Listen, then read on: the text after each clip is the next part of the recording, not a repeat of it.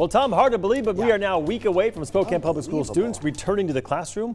Parents rejoice, right? Students will still have to wear masks in the classroom and follow some coronavirus guidelines. But some things are starting to return to normal this year. Love this.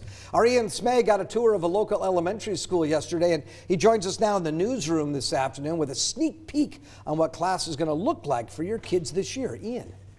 Mark, Tom, as you said, students will have to wear masks this school year while they're inside school buildings, but other things will start to feel like they did before the pandemic. At Longfellow Elementary School in North Spokane, one big change will be more interactions between students.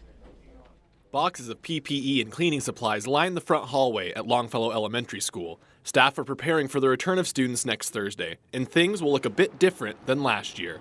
It didn't feel like school last year in a lot of ways, right? So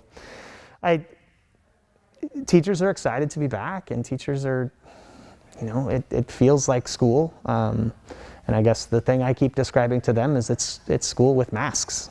One thing that Principal Adam Oakley says teachers are most excited about is the return of shared tables for students.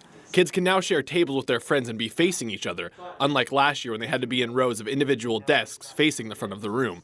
That's due to the social distancing requirement being lowered to 3 feet of space. This means that school will look a lot more like normal. You'll see kids in groups, and you'll see kids taking turns with glue sticks and sharing scissors, and those are the things that, the skills that are learned in school and getting along with others are really important. And I think if you were to walk into a classroom this year, it would look much more like what you would expect than it did last year. Students will still be eating meals in the classroom, but Oakley says they won't have to be constantly taking their masks on and off. As for using hallways to go between classes and out to recess, Oakley says it's more about scheduling than more rules for students.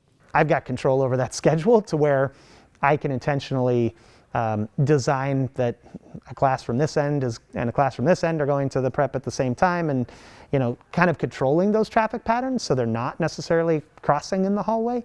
As for recess, Oakley says kids will no longer be restricted to smaller groups. This year, they can again play freely with their friends. Some things, though, will remain the same. Oakley says surfaces will be cleaned regularly and sanitizer will be available in each room.